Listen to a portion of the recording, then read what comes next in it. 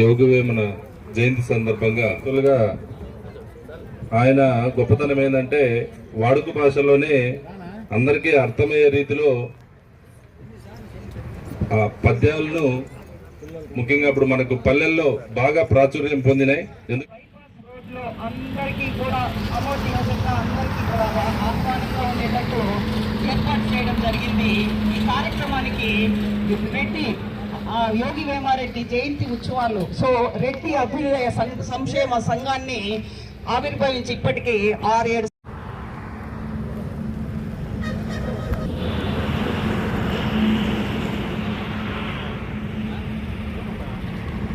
అనేది గొప్ప విషయం. ఇంతవరకు కూడా ఇది అఫీషియల్ ప్రోగ్రామ్ చేయలేదు. ఒక్కసారి ఇప్పుడున్నటువంటి గవర్నమెంట్ ఆఫ్ ఆంధ్రప్రదేశ్ ప్రభుత్వ అధికారులకు, మన సీఎం గారికి, డిప్యూటీ సీఎం గారి కి, వాళ్ళతో ఉన్నటువంటి అందరు మినిస్టర్స్ కి కూడా ఆన్ బిహాఫ్ ఆఫ్ కార్యాలయాల్లో కూడా అది అఫీషియల్ ప్రోగ్రామ్ గా నిర్వహిస్తున్నందుకు మన గవర్నమెంట్ ఆఫ్ ఆంధ్రప్రదేశ్ సీఎం గారికి మరొకసారి కృతజ్ఞతలు తెలియజేస్తూ, ఈనాటి కార్యక్రమాన్ని ముఖ్యంగా యోగి వేమారెడ్డి అంటే 280 కోట్ల జనాభా, ప్రపంచంలో ఉన్న వాళ్ళలో దాదాపు 80% జనాభాకు యోగి వేమారెడ్డి అఫీషియల్స్ ఆసీనులయ్యారు. కాబట్టి 1-2 పద్యాలతో స్టార్ట్ చేద్దాం. చిన్నారి పిల్లలు గట్టిగా మీ కరతాళ ధ్వనులతో మా సభాధ్యక్షులు రెడ్డి అభ్యుదయ సంక్షేమ సంఘం యొక్క ప్రెసిడెంట్ గారిని వేదిక మీదకి రావాల్సిందిగా వారికి ఇక్కడ రెడ్డి ఆత్మీయ బంధువులు బొకేను అందించి వారిని సాదరంగా వేదిక మీదకు ఆహ్వానిద్దాం సార్.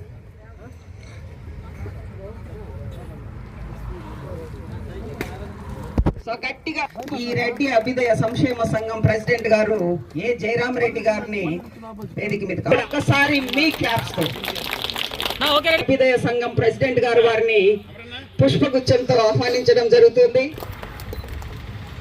ఈ విధంగా ఒక మండల్ రెవెన్యూ ఆఫీసర్ గారు కూడా ఇచ్చేశారు.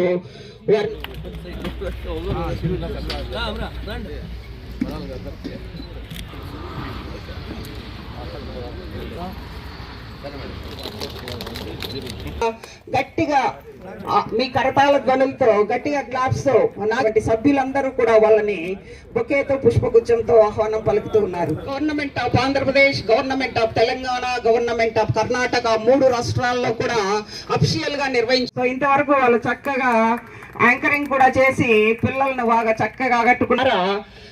స్వాగతం, సుస్వాగతం.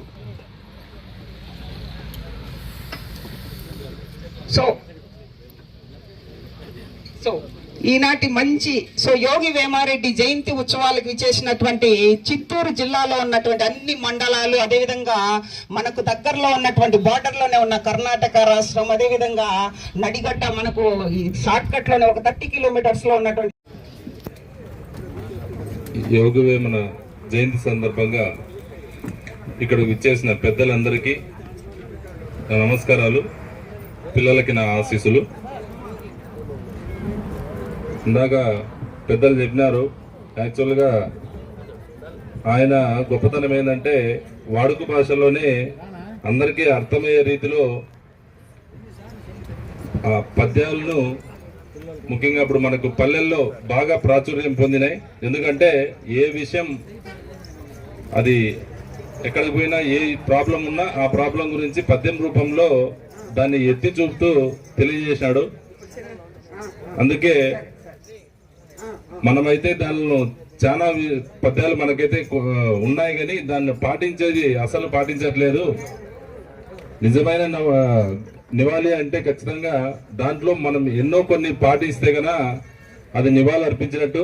కాబట్టి ఇక్కడికి వచ్చిన పెద్దలందరికీ కూడా తెలియజేసేది ఏమంటే దాంట్లో ఎన్నో కొన్ని మనం పాటించి మన పిల్లలను కూడా పాటింపజేస్తే ఆయనకు ఘనమైన నివాళులు అర్పించినట్టు. కాబట్టి ఈ జయంతి కానీ వర్ధంతి కానీ తర్వాత చేసుకునే టైంకి ఎన్ని మనం పాటించినామనే దాని మీదే మన యొక్క ఇంప్రూవ్మెంట్ ఉంటుంది. కాబట్టి దాన్ని పాటించాలని చెప్పి తెలియజేసుకుంటూ సెలవు తీసుకుంటున్నాను. Thank you. మన సిఐ గారు చూసారా, వారి పద్యాలన్నీ కూడా ఆట వెళ్ళది ప్రతి పామరుడికి కూడా అర్థమయ్యే విధంగా ఉంటుంది. కాబట్టి యోగి వేమారెడ్డి పద్యాలు కొన్ని నేర్చుకున్నా కూడా చాలా చాలా చక్కగా సమాజానికి ఉపయోగపడే విధంగా ఉంటాయన్నారు. అదేవిధంగా సార్ రెడ్డి అభ్యుదయ సంక్షేమ సంఘం ద్వారా మీకు అందరికీ కూడా కృతజ్ఞతలు తెలియజేస్తూ థ్యాంక్స్ చెప్తూ మన సిఐ గారికి ఒక్కసారి గట్టిగా క్లాప్స్ తో నమస్సులు. ఈరోజు యోగి వేమన జయంతి అని మనం అనుకుని నిర్వహిస్తున్నటువంటి ఈ కార్యక్రమంలో చేసిన అందరికీ కూడా నమస్తులు తెలియజేస్తూ, యోగి వేమన గారు మన తెలుగువాడు కావటం మనందరూ చేసుకున్నటువంటి అదృష్టం.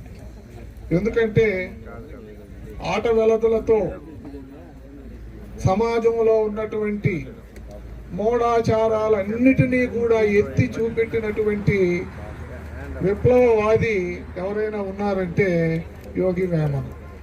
ఎందుకంటే ఆనాడు ఆయన సమాజంలో ఉన్నటువంటి కుళ్ళునంతటినీ కూడా తన ఆట వెలదుల ద్వారా ఎక్కడికక్కడ ఎక్కడున్నటువంటి కుళ్ళును అక్కడ కడిగేస్తూ పద్యాలు చెప్పుకుంటూ వెళ్ళిపోయాడు. ఆయన ఎక్కడ పద్యాలు రాసినట్టుగా చరిత్రలో లేదు, ఆయన రాయలేదు, ఆయన చెప్పుకుంటూ వెళ్ళాడు. ఆ తరువాత అవి ప్రజల నోళ్లలో నానుతూ ఉన్నాయి. అయితే ఆనాడున్నటువంటి సమాజంలో ఈ వేమన పద్యాలను అందరూ నేర్చుకొని అవలంబిస్తే సమాజంలో కొంతమందికి చాలా ఇబ్బంది కలుగుతుందని చెప్పి దాదాపు 3-4 శతాబ్దాలు పాటు వాటిని వెలుగులోకి రాకుండా చేసినటువంటి పరిస్థితి ఉంది. ఆ తర్వాత ఈరోజు మనం అందరం కూడా వేమనతో పాటుగా గుర్తుంచుకోవాల్సినటువంటి ఒక తెలుగు సూర్యుడు ఆంగ్లేయుడైనటువంటి చార్లెస్ ఫిలిప్ బ్రౌన్. ఆయన తన జీవితాన్ని మొత్తాన్ని కూడా ఈ వేమన సాహిత్యాన్ని వెలుగులోకి తేవడంతో పాటుగా తెలుగు భాషను తెలుగు సాహిత్యాన్ని కాపాడటానికి కృషి చేశాడు. ఆ సిపి బ్రౌన్ అనేటటువంటి ఒక మహనీయుడే ఉండకపోతే ఈ రోజు వేమన గురించి మనకందరికీ కూడా ఇంత చక్కగా తెలిసి ఉండేది కాదేమో. ఎందుకంటే ఆయన చాలా కష్టపడి, మనం ఎప్పుడైనా కడపకి వెళితే కడపలో సిపి బ్రౌన్ గ్రంథాలయం అని ఉంది. ఆ గ్రంథాలయంలో ఆనాడు ఆయన సేకరించి వీళ్ళ చేత రాయించినటువంటి తాళపత్ర గ్రంథాలన్నీ కూడా అక్కడ భద్రపరచబడి ఉన్నాయి. మరి అటువంటి వాళ్ళందరినీ కూడా మనం తలుచుకొని ఈ రోజు వేమన జయంతి సందర్భంగా మనం వేమనను తలుచుకుంటున్నాం, పూజ చేస్తున్నాం. అయితే వేమన యొక్క ఆశయాలను మాత్రమే మనం ఆచరించటం లేదు. ఇది వేమనకు మనం ఇచ్చే ఘనమైన నివాళి కాదు. వేమనకు మనం ఘనమైన నివాళి ఎప్పుడు ఇస్తాము అంటే వేమన చెప్పినటువంటి పద్యాలను, తెలుగు పద్యాలను నేర్పించాలి, బిడ్డలను తెలుగు చదివించాల. ఆ పని మనం వదిలేసాం. మరి వేమనకి ఎట్టా నివాళులు అర్పిస్తాం? వేమన చెప్పినటువంటి అనేక అంశాలను మనం వ్యతిరేకంగా ప్రవర్తిస్తున్నాం. మరి వేమన పద్యాలలో చెప్పినటువంటి విషయాలను మనం ఆచరించగలగాలి. నేను ముందు సంవత్సరం రోజు కూడా ఇక్కడ చెప్పాను, పిల్లలందరికీ కనీసం మనం వేమన వారసులు చెప్పుకోవాలి అంటే మన ఇంట్లో బిడ్డకు కనీసం 25 వేమన పద్యాలు వచ్చి ఉండాలి అని. కార్యక్రమాన్ని గతంలో కూడా మనం ఇక్కడ చాలా గొప్పగా ఘనంగా నిర్వహించుకున్నాము. ఆ రోజు వర్షం వచ్చింది, కాకపోతే అప్పటికి కూడా కార్యక్రమం చాలా పెద్ద ఎత్తున నిర్వహించుకోవడం జరిగింది. ఈరోజు మనకు పిలిచిన వెంటనే నియోజకవర్గ స్థాయిలో పలమనేరు నియోజకవర్గంలో అన్ని మండలాల నుంచి కూడా అందరూ రావడం అనేది చాలా గొప్ప విషయము. మనకు ఈరోజు ఇది విద్యార్థులు ఇప్పుడు దాకా చదివి వినిపించినటువంటి ఏదైతే పద్యాలు ఉన్నాయో, వాళ్ళు నేర్చుకొని వినిపించినటువంటి పద్యాలు ఏదైతే ఉన్నాయో వాళ్ళు ఒక్కొక్కరు కూడా 100 పద్యాల దాకా చెప్పగలుగుతారు, ఎక్కడ కూడా ఆగకుండా. ఆ విధంగా తెలుగు ప్రభుత్వ పాఠశాలల్లో మనకు తెలుగు భాష పట్ల ఒక అభిమానంతో ఇక్కడ ఒక విద్యార్థుల్ని తయారు చేసే ఒక మంచి కార్యక్రమం నడుస్తుంది. దానికి మనకు ఈరోజు మనకు యోగి వేమన ట్రస్ట్ తరఫున పెద్దలందరూ కూడా గుర్తించి విద్యార్థులకు ఒక్కొక్కరికి కూడా 516 రూపాయలు వాళ్ళకు ప్రోత్సాహకరంగా ఇవ్వడము, వాళ్ళని ప్రశంసించడం అనేది చాలా గొప్ప విషయము.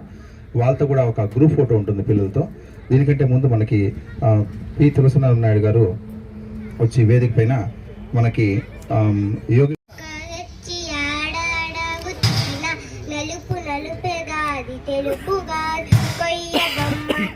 కొట్టిన పలుకున విశ్వదాభిరామ వినురవేమ.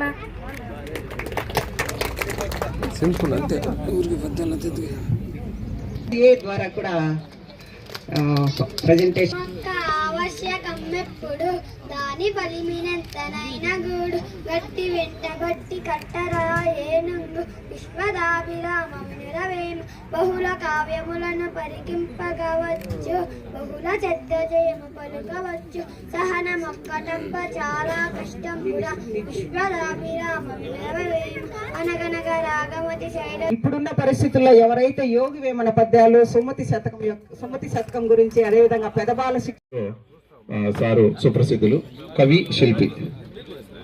వారు రాష్ట్ర ప్రభుత్వ పురస్కార గ్రహీత.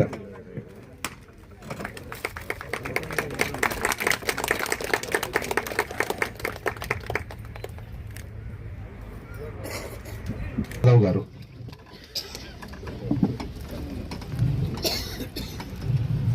స్వర్ణ తుషారం కలం పేరు.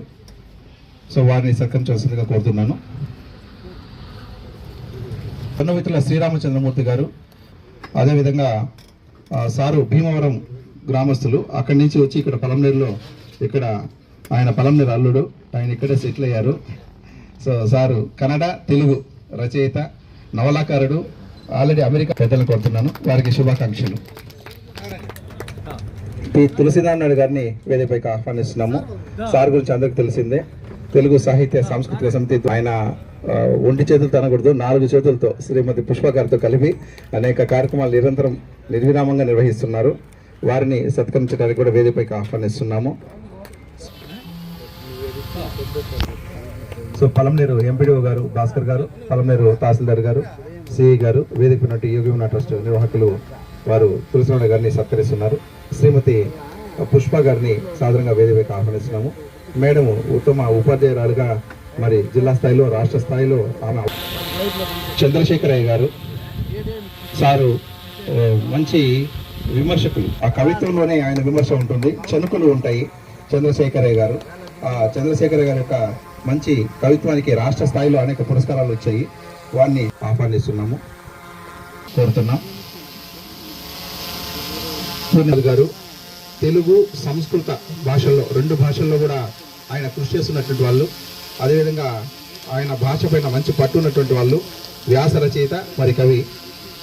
గారిని కూడా సాధారణంగా వేదికపైకి ఆహ్వానిస్తున్నాము. గారిని కూడా ఈ సత్కార గారు, చంద్రశేఖర్ గారు, పూర్ణిమ గారు, జొన్నవితుల శ్రీరామచంద్రమూర్తి గారు, తొండవాణి గోపీనాథ్ గారు, తొండవాణి జక్కన్న గారు, పుష్ప మేడం గారు, అదేవిధంగా రుక్మిణి మేడం గారు, వీరందరూ కూడా మనకు తెలుగు భాష సాహిత్య రంగాల్లో వారి యొక్క సేవల్ని కొనసాగిస్తారు. ఎంతో రాష్ట్ర స్థాయిలో నేషనల్ అవార్డ్స్ కూడా చాలా సార్కి వచ్చినాయి. సార్ని కూడా గౌరవంగా సత్కరించాలని చెప్పి మా రెడ్డి అభివృద్ధి సంక్షేమ సంఘం తరఫున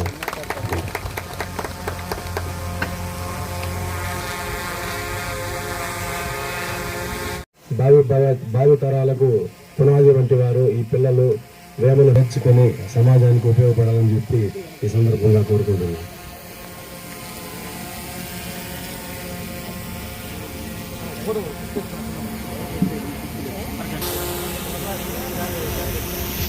కూడా చాలా బాగా నిర్వహించారు కాణిపాకంలో. సో నెక్స్ట్ ఇయర్ నుంచి మనమందరం అక్కడికి వెళ్దాం. వాళ్ళందరూ ఇక్కడికి విచ్చేసిన గొప్పవారందరికీ నా అభినందనలు. చిన్నప్పటి నుంచి చదువుతూనే ఉన్నాం. బహుశా ఇప్పుడు కొద్దిగా మర్చిపోయినాం. ఇంటి మీద మళ్ళీ ప్రాక్టీస్ చేయాలి పద్యాలు. దానిలో 90% సొసైటీనే చూపించేస్తారు అనమాట మన వేమారెడ్డి గారు. ఆయన జీవితంలో అన్నీ పడి లేచి రకరకాల అనుభవాలతో రాసిన పద్యాలు కాబట్టి ఇంక దాంట్లో 90% ఇంకా అప్డేట్ అంటాం కాబట్టి 10% పెండింగ్ పెడదాం. 90% మొత్తం సొసైటీని చదివి రాసిన పద్యాలు అవి. ప్రత్యేకత ఏమంటే చాలా ఈజీగా సరళమైన భాషలో చేశారు. ఆయన దాన్ని వెలుగులోకి తీసుకొచ్చిన సిపి బ్రౌన్ గారికి కూడా ఎవరు తలుచుకున్నారో లేదో ఆయన కూడా ఒకసారి థ్యాంక్స్ చెప్పుకోవాలి. సో దాన్ని ఇంక మీద కొద్దిగా బాగా ప్రాచుర్యం చేస్తూ పూర్తిగా ఇంగ్లీష్ మీడియం పడిపోయి ఈ పద్యాలు మరుగుపడిపోయినాయి. కొద్దిగా ఆ పద్యాల బుక్స్ ప్రింటింగ్ అదంతా కూడా కొద్దిగా ప్లాన్ చేద్దాము. మీరంతా కూడా ముందుకు వస్తే మా వాళ్ళని హెల్ప్ మేము చేస్తాము. చిత్తూరు, పాలనేరు అంతా ఒక్కటే. కొద్దిగా ఎట్టి ట్రై చేద్దాము. చిన్న మినీ బుక్స్ లాగా పెట్టి ఇచ్చి దాని కాంపిటీషన్స్ అవన్నీ కూడా జరుపుతాము. మీరు పెట్టండి, మేము వస్తాము, మేము అక్కడ పెడతాము. ఇక్కడి నుంచి కూడా మీరు ఏం లేదు, చిల్డ్రన్ది పార్టిసిపేషన్ ఎక్కువగా చేయగలిగితే చాలు. ఇక్కడ టీచర్స్ చాలా మంది ఉంటారు. సో ఆయన ఏదో ఒక జాతికి ఒక క్యాస్ట్ సంబంధించిన మనిషి కాదు, ప్రజా కవి. సో ఆయన పేరును, ఆయన రచనను కొద్ది ఇంకా ప్రాచుర్యం తెచ్చడానికి గట్టిగా ట్రై చేస్తాము. నేను బెంగళూరులో కూడా స్టే చేస్తూ ఉంటాను, చిత్తూరు బెంగళూరు తిరుగుతూ ఉంటాను మీ రోడ్లోనే, చూస్తూనే ఉంటాను స్వామివారిని. అక్కడ కూడా మా మామగారి విలేజ్లో కూడా ఇప్పుడు ఈ రోజు అనుకుంటాను విగ్రహము అక్కడ ప్రతిష్టాపన వేపన గారిది. సో ఇప్పుడు అక్కడక్కడ కూడా వస్తూ ఉన్నాయి, మంచి కార్యక్రమం అది. సో ఇంకా సమయాభావం చాలా మంది మాట్లాడే వాళ్ళు ఉంటారు. యోగి వేమారెడ్డి గారి జయంతి సందర్భంగా ఇచ్చేటటువంటి వేదిక నలిగినటువంటి పెద్దలు, అదేవిధంగా రెడ్డి సంఘ అభ్యుదయ సంఘపు నాయకులు, అతిరథులు, మహారథులు, కవులు, కవితరులు అందరు కూడా పేరు పేరున నమస్కారం. ప్రత్యేకించి మీడియా వారికి కూడా ప్రత్యేక ధన్యవాదాలు.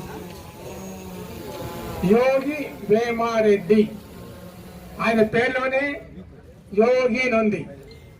ఇందాక కొన్ని వందల పద్యాలు విన్నాం, పద్యాలు నేర్చుకున్నాం, కానీ ఎప్పుడైతే ఆచరిస్తామో దాని యొక్క వైభవం అనేది మన జీవితంలో అపారంగా ఉంటుంది. మంచి వంట చేస్తున్నారని తెలుసు, చూస్తున్నాం. అది భోంచేస్తేనే దాని యొక్క వైభవం, రుచి తెలుస్తుంది. ఆ విధంగా ఇన్ని పద్యాలు విన్నాం, నేర్చుకున్నాం. ఎవరైతే ఆచరిస్తారో, ఆయన వేమారెడ్డి అన్నారు కానీ వేమారెడ్డి కాదు, యోగి వేమారెడ్డి అని చెప్పుకుంటున్నా. ఎంత బాగుందో. యోగి అంటే ఏంటి? జ్ఞాని. యోగి అంటే జ్ఞాని. ఎట్లా వస్తుంది జ్ఞానము? యోగం అంటే ధ్యానం వల్ల జ్ఞానం వస్తుంది, జ్ఞానం వల్ల ముక్తి. ముక్తి అంటే ఏంటి? సర్వ సమస్యల నుంచి, సర్వ దుఃఖాల నుంచి విడుదల. అంటే జ్ఞానం పొంది మనసును చంపుకొని ఒక దైవంగా తయారు కావడమే ఆయన చేయటువంటి ఒక అద్భుతమైన ప్రక్రియ. మామూలుగా ఆయన ప్రాపంచిక జీవితం ఉన్నప్పుడు ఎవరు గుర్తించలేదు. ఎప్పుడైతే యోగి అయినాడో, ఈ యోగం అనేది సంఘంలో కానీ, సంస్కారంలో కానీ, జీవితంలో కానీ, వ్యక్తిగత జీవితంలో ఏదైతే ఆయన పొందాడో, ఏదైతే అనుభవించాడో, ఎన్ని దుఃఖాలు, అవమానాలు, నష్టాలు పొందాడో, అప్పుడు ఆయన ప్రపంచంలో కానీ ఆయన బయటపడలేదు. ఎప్పుడైతే ధ్యానం చేసి, యోగం చేసి, ఎప్పుడైతే సిద్ధత్వం పొంది ఆ యొక్క యోగ ఈశ్వరుడు అయినాడో అప్పుడే యోగి వేమారెడ్డి అని అన్నాడు.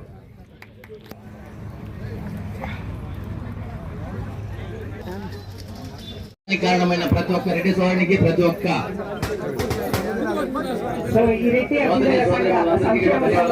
కమిటీ మెంబర్స్ అందరూ కూడా, ప్రెసిడెంట్, సెక్రటరీ, అడ్వైజరీ మెంబర్స్ అందరూ కూడా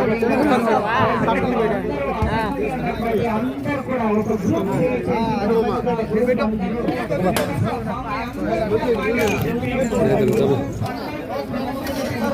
గ్రూప్ కార్యక్రమాలు ప్రతి సంవత్సరం బాగా ఘనంగా నిర్వహించాలని ప్రెసిడెంట్ గారికి, సెక్రటరీకి, అడ్వైజరీ మెంబర్స్, ఆ రెడ్డి సంక్షేమ